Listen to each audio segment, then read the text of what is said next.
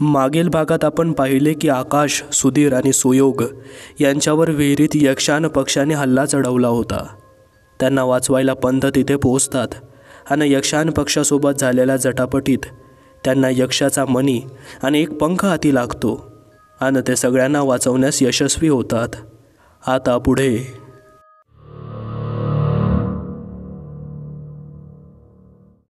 सुधीर व त्याच्या फॅमिलीचा निरोप घेऊन एवढ्या रात्री आकाश कुठे जाणार या विचाराने पंत आकाशला आपल्या घरी घेऊन गेले. घराबाहेर पोचल्यावर आकाश दामोदर पंतांकडे चकित होऊन पाहू लागला. संपूर्ण घर लाकडी असून खूप जुने वाटत होते. दरवाजाच्या दोन्ही बाजूला लाकडी नागाचे चिन्ह होते. घरात 4 खोल्या तसेच टॉयलेट बाथरूम होते. आकाश फ्रेश झाला आणि हॉलमध्ये ठेवलेले जुने फोटो बघत होता. दामोदर पंत आतल्या खोलीत जेवण बनवत होते. रात्र झाली असल्याने सुयोग व रक्ष आरोहीला सोडायला तिच्या घरी गेले होते. पंखा चालू करण्यासाठी आकाश इथे तिथे असलेले बटन दाबू लागला. तेवढ्यात 4थ्या बटनाला दाबताच फळी सरकण्याचा आवाज आला. जमिनीतील एक फळी बाजूला सरकली गेली आणि त्याच्या जागी खालच्या दिशेने जाणाऱ्या शिड्या दिसू लागल्या. तेवढ्यात त्याची नजर त्या शिड्यांवर गेली. नवल म्हणजे तो घराच्या खाली जाण्यासाठी एक गुप्त रस्ता होता. तो त्या शिड्यांवरून खाली उतरू लागला. त्याने आजूबाजूला बघितले तर अंधार होता. मोबाईलच्या टॉर्चच्या मदतीने तो खाली उतरू लागला. खाली त्याला असंख्य पुस्तके दिसली. नवल तर हे होतं की त्यातली असंख्य पुस्तकांचे शीर्षक एकाच हस्ताक्षरात लिहिलेले होते. त्याचे लक्ष एका पुस्तकाने वेधले. त्या पुस्तकाचे नाव होते यक्षिणी. तो पुस्तकाला हात लावणार तेवढ्यात काहीतरी पडल्याचा आवाज आला. त्याने आवाजाच्या दिशेने बघितले. वरच्या कप्प्यातून 3रं पुस्तक खाली पडलं होतं. त्या पुस्तकावर ठळक अक्षरात लिहिलं होतं, पुस्तकाचे नाव वाचू नका. या चेतावणीनंतर सुद्धा आकाशने पुस्तकाचे पहिले पान पलटले आणि पुस्तकाचं नाव वाचलं, विश्वक्रंदते. नाव वाचताच आकाशचे डोळे जळ होऊ लागले होते. कानात वेगळाच कर्कश आवाज फिरू लागला होता आणि हळूहळू तो जमिनीवर कोसळू लागला होता. खाली पडताना त्याचा हात एका पुस्तकाला लागला आणि त्या पुस्तकावर लिहिलं होतं, यक्षिणी. आणि ते पुस्तक उघडलं गेलं. हळूहळू आकाश आपले डोळे उघडू लागला होता. काय झालं होतं त्याला काहीच समजत नव्हतं. तो तळघरातील खुर्चीवर बसला होता. सगळीकडे भयंकर अंधार. तेवढ्यात थंडगार स्पर्शाने तो एकदम दचकला आणि दुसऱ्या हाताने त्या स्पर्शाला चाचपळू लागला. तो अजूनच घाबरला कारण त्याचे मनगट एका हाताने पकडले होते. श्वास घेण्याचा आवाज त्याला स्पष्ट ऐकू येत होता. त्याच्या हृदयाची धडधड वाढत चालली होती. हाताला पकडताच समोरून टॉर्च त्याच्या चेहऱ्यावर आली. त्या प्रकाशाने त्याचे डोळे चमकले. समोर बघितले तर समोर दामोदर पंत बसले होते. त्याचा हात दामोदर पंतांनी पकडला होता आणि रागात त्याच्याकडे पाहत होते. त्याला कळलं होतं की दामोदर पंत इतक्या रागाने त्याच्याकडे का बघत होते. मला माफ करा, या खाली जाणारा रहस्यमयी जिना बघून मी स्वतःला थांबवू शकलो नाही. याच स्वतःला न सावरण्याच्या सवयीमुळे आजची तरुणाई संकटात पडत चाललेली आहे. आताच पडला होता तुम्ही पण संकटात. पंत म्हणाले, हो मला माफ करा. आकाश म्हणाला, चला जेवण तयार आहे. पाहुणे म्हणून आलात, पाहुण्यासारखे राहा. सकाळ होताच निघा तुम्ही. कोणत्याही गोष्टीला न विचारता हात लावू नका. मागात पडेल तुम्हालाही आणि मलाही. आकाशानं पंत वर आले आणि जेवणासाठी सुयोगची वाट बघू लागले. गुरुजी, मी बेशुद्ध कसा पडलो? आकाश म्हणाला, नाव घेऊ नका. अशी चेतावणी असताना देखील तुम्ही ते नाव वाचलं. पंत म्हणाले, अच्छा विश्व. आकाशला मध्येच थांबून पंत म्हणाले, नाव घेऊ नका. का? काय झालं? पुस्तकाचे नाव वाचू नका असे सुद्धा लिहिलेले होते पुस्तकावर. वाचू नका असं लिहिल्यामुळे माझे मन ते नाव वाचायला ओढ घेत होतं. आकाश म्हणाला, तुम्ही नाव उच्चारल्यामुळेच बेशुद्ध पडलात. कृपा करून पुन्हा नाव घेऊ नका. पंत म्हणाले, पण अजूनही विश्वास होत नाही आहे की एक नाव घेतल्याने कोणी बेशुद्ध कसं पडू शकतं. आकाश म्हणाला, तुम्ही स्वतःच हे करून पाहिलं आहे. तुम्हाला पक्षाबद्दल फक्त अफवा माहिती होत्या तरी शोध लावायला इथपर्यंत आलात. आता त्या पुस्तकाबद्दल जाणून घेऊन उगाच कशाला अजून संकट ओढवून घेतात. पंत म्हणाले, फक्त जाणून घ्यायचं आहे, मी नाही संकट ओढवून घेणार. सुयोग येईपर्यंत सांगा ना. आकाश म्हणाला, सुयोग काय? आता येईल 5-1 मिनिटात. चालेल, जेवढं होईल तेवढं सांगा. बरं. पुस्तकावरील नाव ऐकल्याने माणूस बेशुद्ध किंवा त्याचा जीवसुद्धा जाऊ शकतो, म्हणून आमच्या पूर्वजांनी त्या यक्षाला किर्र असं नाव दिलं आहे. त्याचे खरे नाव फक्त पुस्तकावर लिहिले आहे. अजून कोणीच त्याबद्दल जास्त नाही सांगत. ते नाव मनातल्या मनात उच्चारल्याने काहीच होत नाही, फक्त ऐकल्याने त्याचा प्रभाव पडतो.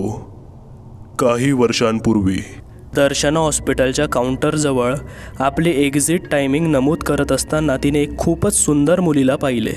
एखाद्या बाहुलीसारखी दिसणारी ती मुलगी ICUकडेच एकटक बघत होती. तिने रिसेप्शनवर असलेल्या मुलीला विचारले, काय ग, ती मुलगी अशी तिथे का उभी आहे? तुम्हाला तर माहीतच आहे की ICU पेशंटला 12 ते 4 व 5 ते 9च्या दरम्यान भेटू शकतो असा नियम आहे. पण वेळ झाल्याने तिला पेशंटला भेटता येत नाही आहे. कित्येक वेळा सांगितलंसुद्धा की सकाळी ये, पण ती इथून जातच नाही. रिसेप्शनिस्ट म्हणाली. त्या मुलीचा निरागस चेहरा पाहून दर्शनाने तिला पेशंटला भेटण्याची अनुमती दिली. ती मुलगी दर्शनाला काहीतरी बोलत होती. तेवढ्यात मागून कोणीतरी धावत असल्याचा आवाज आला. त्या मुलीचे लक्ष धावत येणाऱ्या मुलीवर गेले. रुपाली नर्स धावत दर्शनाजवळ आली व दीर्घ श्वास घेऊन म्हणाली, मॅडम, इमर्जन्सी केस आहे, ताबडतोब चला. बेड नंबर 36 पेशंट सिरियस आहे. दर्शना धावत बेड नंबर 36 जवळ पोहोचली. तिच्यासमोर जे घडलं ते बघून तिला स्वतःवर विश्वास होत नव्हता. प्रेग्नेंट असलेल्या स्त्रीच्या पोटाच्या आतून मोठ्या ताकदीने आघात होत होते. बाहेरून हाताच्या मुठीप्रमाणे पोटावर वेगवेगळ्या जागी उभार होऊ लागले. हे पाहून दर्शना चक्रावली. तिला वाटले आत असलेले बाळ हे करत आहे, पण तिचा हा समज गैरसमज निघाला. काहीच मिनिटात पेशंटला मळमळ होऊ लागलं आणि बघता बघता तिच्या तोंडून कापसाच्या बोळ्याप्रमाणे पांढरा ओला चिंब बोळा बाहेर पडला. त्या बोळ्याच्या आत मानवी डोळ्याप्रमाणे काळी छटा दिसू लागली. बघता बघता त्या स्त्रीच्या पोटातून 73 पांढरे गोळे बाहेर पडले आणि पेशंट बेशुद्ध झाली व तिचे पोट सपाट झाले. दर्शनाला काहीच समजत नव्हते हे काय झालं, कारण तिने कित्येक वेळा त्या पेशंटला तपासले होते. तिने स्वतः तिच्या बाळाची हालचाल सोनोग्राफी स्क्रीनवर पाहिली होती आणि अचानक तिचे बाळ गायब झाले होते आणि त्याऐवजी 73 पांढरे बोळे बाहेर पडले होते. त्याच विचारात दर्शना हॉस्पिटलच्या रिसेप्शनजवळ पोहोचली. तिने डेली फाईलवर साईन केली. दर्शना खाली मान घालून आपल्या कारच्या दिशेने जाऊ लागली, पण कारच्या आरशात एक मुलगी स्वतःला पाहत होती. ती मुलगी अजून दुसरी कोणी नसून रिसेप्शनजवळ पाहिलेली सुंदर मुलगी होती. दर्शना तिच्या समोर जाऊन थांबली व आपल्या हाताने तिला खुणवणार होती तोवर ती मुलगी मागे वळली. अचानक वळल्यामुळे दर्शना क्षणभर दचकली. मी आरशात तुम्हाला येताना पाहिलं. मी तुमचेच आभार मानण्यासाठी तासभरापासून तुमची वाट बघत आहे.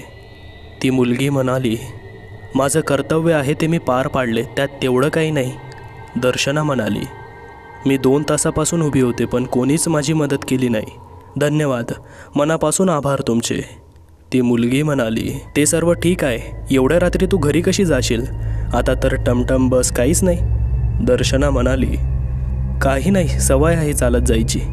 वाईट वेळ सांगून येत नाही. चल मी तुला सोडते. त्या मुलीने मान हलवून होकार दिला. दोघी कारमध्ये बसल्याने दर्शना पुढे बोलू लागली, कुठे राहतेस तू?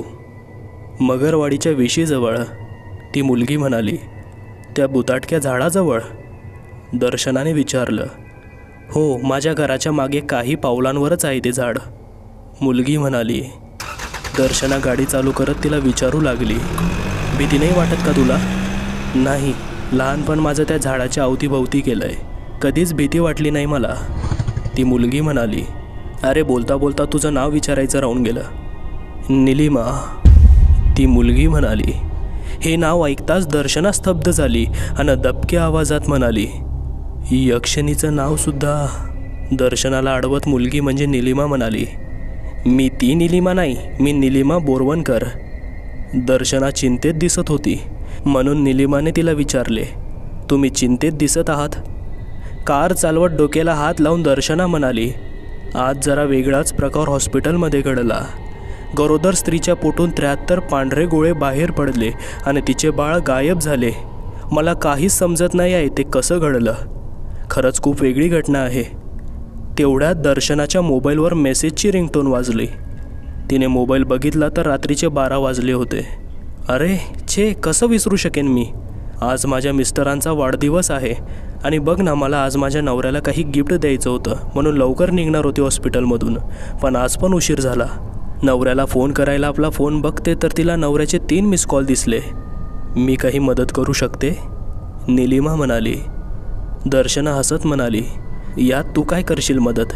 दुकानसुद्धा बंद झाले असतील. काय आवडतं तुमच्या मिस्टरांना?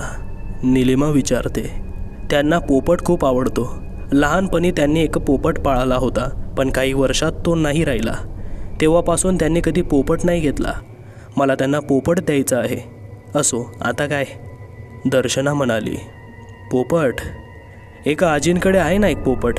त्याला सर्व किर्र असे म्हणतात, कारण खूप जास्त बडबड करतो ना तो. बडबड बोलतो पण तो? दर्शना विचारते. हो मग काय, तुझी आजी देतील का तो पोपट?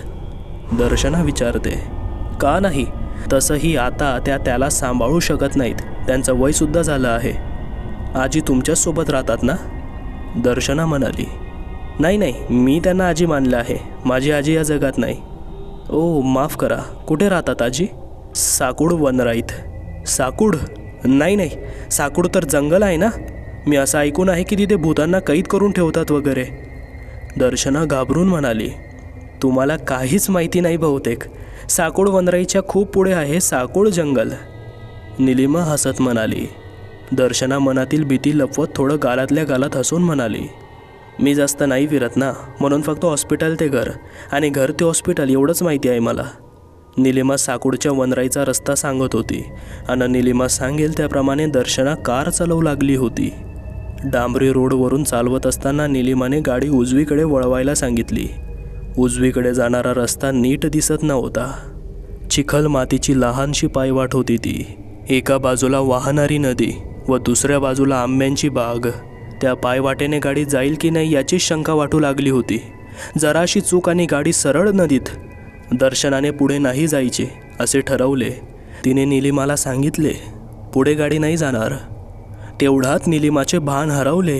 ती वेगळ्याच आवाजात व हळूहळू बोलू लागली, आपल्याला आत जावंच लागेल, आपल्याला आत जावंच लागेल, आपल्याला आत जावंच लागेल. क्षणात खोकलून पुढे म्हणाली, माफ करा, खोकल्यामुळे वेगळाच आवाज आला. काळजी करू नका. इथून कित्येक वेळा कार गेल्या आहेत. सकाळी ट्रॅक्टर वगैरे इथूनच जातात. तसेच गेलो नाही तर पोपट मिळणार नाही. तुमच्या मिस्टरांना खुश करण्यासाठी तेवढं करावंच लागेल. निलिमाचा तसा आवाज ऐकून दर्शना क्षणभर घाबरली आणि पुढं जायला तयार झाली. आजूबाजूचे झाडे, खडकाळ रस्ता आणि बाजूला असलेली नदी हे सर्व पाहून दर्शनाला वनराई कमी आणि जंगल जास्त वाटत होतं. खूप वेळ गाडी चालवली, फक्त पुढेच जाता येत होतं.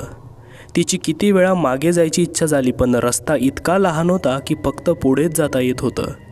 मागे गाडी वळवण्यासाठी जागाच नव्हती. ती नाईलाजाने गाडी चालवू लागली. तिला हा वेगळाच प्रकार वाटत होता, तरी मनाला धीर देत ती पुढे चालवू लागली. साधारण 35 मिनिटांनी तिचा धीर सुटला आणि तिने निलिमाला विचारले, अजून किती वेळ, किती आत राहते तुझी आजी? आता मात्र तिला अनावर झालं होतं.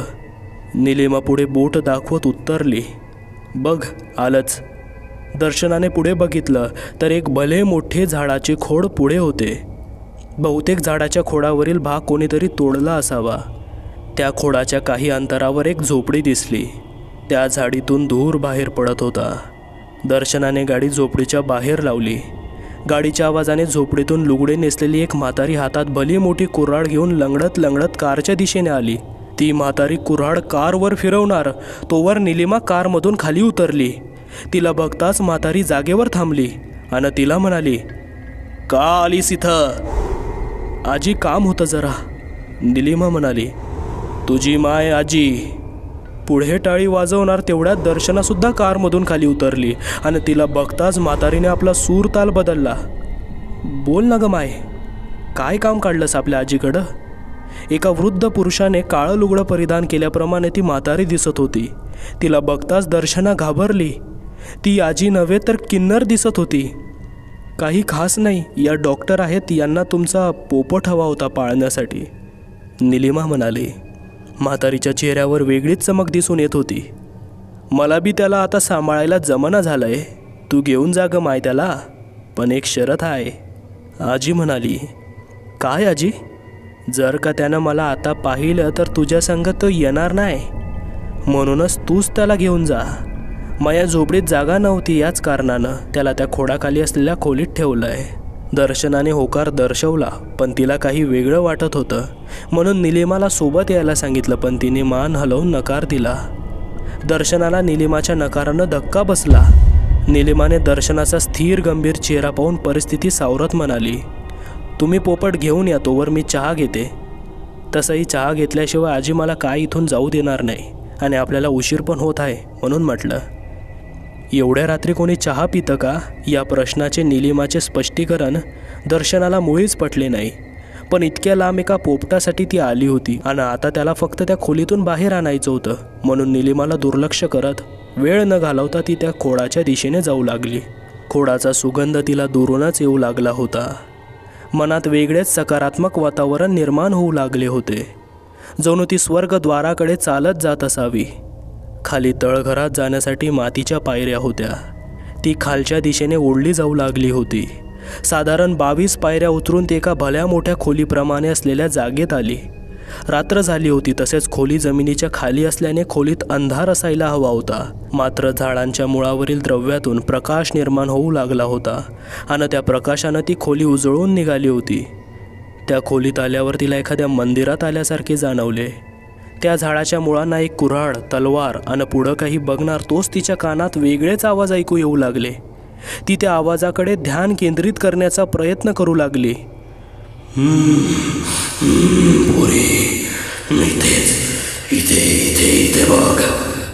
दर्शनाला काहीच समजत नव्हतं, पण ती त्या आवाजाच्या दिशेने जाऊ लागली होती. इतका लख्ख प्रकाश होता की तिला आजूबाजूला असलेल्या गोष्टीसुद्धा दिसत नव्हत्या. अखेर नजर पिंजऱ्यावर गेली आणि आवाज येणं सुद्धा बंद झालं. पिंजऱ्यात पोपट लाकडी झुल्यावर झुलत होता. तिने तो पिंजरा लटकवलेल्या मुळापासून वेगळा केला आणि तिथून बाहेर पडण्यासाठी मागे फिरली. इतक्या शांत प्रसन्न जागेतून बाहेर पडायला तिचे मन ऐकत नव्हते, पण डोकं मात्र मनाविरुद्ध काम करू लागलं होतं. एक एक पाऊल ती पायरीवर चढत होती तसा तसा प्रकाश कमी होऊ लागला होता आणि अंधार पडू लागला होता. बाहेर पडताना मनातील तेज कमी होऊ लागले आणि बाहेर आल्यानंतर अस्वस्थ व बैचेन वाटू लागले होते. तिच्या हातातील पिंजरा पाहून निलिमाच्या चेहऱ्यावर जग जिंकल्याचा आनंद स्पष्ट दिसत होता. निलिमा झोपडीत जाऊन आजीचा निरोप घेऊ लागली. दर्शनाने पोपट मागच्या सीटवर ठेवला आणि दोघं निघण्यासाठी सज्ज झाल्या. दर्शनाने झोपडीसमोरून यू टर्न घेतला आणि एकतर्फी रस्त्यावर बाहेरच्या दिशेने कार चालवू लागली. चिखल मातीचा रस्ता पार करून अखेर डांबरी रस्ता आला. निलिमा, तुला कुठे सोडू? दर्शना म्हणाली. मगरवाडी. बरं, दर्शना म्हणाली. साधारण 10-12 मिनिटांनी. दर्शना खूप वेगाने गाडी चालवू लागली होती. रात्रीचे 1:10 झाले होते. तेवढ्यात दर्शनाच्या मोबाईलची रिंगटोन वाजू लागली. गाडी चालवता चालवता दर्शना कॉल उचलणार होती, तेवढ्यात निलिमा दर्शनाला म्हणाली, ताई, गाडी चालवताना फोनवर नका बोलू, वाटलंच तर बाजूला गाडी लावून बोला. पण दर्शनाने तिचं काही एक ऐकलं नाही आणि सवय आहे ग, तू काळजी करू नको असं म्हणत फोन उचलला. अहो मिस्टर, तुमची बायको डॉक्टर आहे. होतो उशीर कधी कधी, 10 मिनिटात पोचते मी. एक इमर्जन्सी आली होती, तुमच्यासाठी काहीतरी आणलं आहे. पुढं अजून काही बोलणार तेवढ्यात मागच्या सीटवरील पोपट एखाद्या माणसाप्रमाणे जोरजोरात हसू लागला. पोपट इतक्या जोरात हसू लागला होता की दर्शनाच्या पतीचा आवाज दर्शनाला येत नव्हता. ती रागानं मागे वळून पाहण्याचा प्रयत्न करू लागली, पण ती अचानक स्तब्ध झाली आणि पटकन तिने बाजूला बघितलं आणि तिच्या स्वतःच्या डोळ्यांवर विश्वास बसत नव्हता. पुढच्या सीटवर बसलेली निलिमा अचानक अदृश्य झाली होती. निलिमा कारमध्ये कुठेच दिसत नव्हती. स्वतःला सावरत तिने पुढे पाहिले तर निलिमा रस्त्याच्या मधोमध उभी होती आणि तिची कार तिला ठोकणार होती. म्हणून दर्शनाने स्टेअरिंग बाजूला वेगाने फिरवली आणि निलिमा पुन्हा डोळ्यासमोरून अदृश्य झाली. कारचे उजवे टायर पावसाने झालेल्या खड्ड्यात अडकले आणि कार 2-3 वेळा पलटली. सीट बेल्ट न लावल्यामुळेच दर्शना पुढच्या काचेतून बाहेर फेकली गेली आणि तिचे शरीर घासत रोडवर पुढे पुढे जाऊ लागले. कार रोडच्या कडेला जाऊन थांबली. पोपटाचा पिंजरासुद्धा कारमधून बाहेर पडला होता. नवल तर या गोष्टीचं होतं की पिंजऱ्याला जरासुद्धा कुठे खरचटलं नव्हतं. दर्शनाला उठायला जमत नव्हतं. तिचे शरीर तिचे साथ देत नव्हते. आजूबाजूला रक्ताचं रक्त साचलं होतं आणि त्या रक्तात तिच्या फोनमधून तिच्या नवऱ्याचा हॅलो हॅलो येणारा आवाज. तिच्या तोंडून शब्द बाहेर पडत नव्हता. ती तिथे मरणाची वाट बघू लागली होती. हे सर्व पाहून पोपट एखाद्या राक्षसाप्रमाणे हसत होता. निलिमा चालत येऊन तिच्या मानगुटीवर बसली. दर्शना उठण्याचा प्रयत्न करत होती. निलिमा तिच्या कानात म्हणाली, मरणाआधी तुला पडलेल्या प्रश्नाचं उत्तर देते. ते 73 गोळे अजून कोणी नाही तर बाळगिळीचे होते आणि सांगितलं होतं कार चालवताना फोनवर बोलू नये. पंत पुढे काही सांगणार तेवढ्यात दरवाजा कोणीतरी वाजवला. पंत पटकन उठले. दरवाजा उघडला तर सोयोग आणि रक्षा आले होते. आकाशच्या मनात एक प्रश्न पडला होता. कसं विचारू आणि कसं नाही हे त्याला कळत नव्हतं. मनाचा धीर बांधून त्याने पंतांना प्रश्न विचारला, मला माफ करा पण मला ही कथा खरी नाही वाटत, काल्पनिक वाटते. बरं वाटू द्यात, आता जेवायची वेळ झाली आहे. पंत म्हणाले, कोणती कथा बाबा? सोयोग विचारू लागला. ज्याचं नाव घेऊ शकत नाही तो. पंत म्हणाले, अच्छा तर किर्र. सुयोग म्हणाला, कारण या कथेची लहानात लहान गोष्ट तुम्हाला कसं माहिती? आकाश विचारू लागला. पंत या प्रश्नाचे उत्तर आकाशला देत नव्हते. ते गप्प होते. मात्र सुयोग तेवढ्यात बडबडला, कारण वडिलांना ही गोष्ट यक्षिणीने सांगितलेली आहे. सुयोग काही पुढे बोलेल तेवढ्यात पंतांनी त्याला अडवलं आणि म्हणाले, याच्या पुढे काही बोललास तर हा आकाश स्वतःला संकटात ओढतोच आणि आपल्यावरही संकट ओढवून आणेल.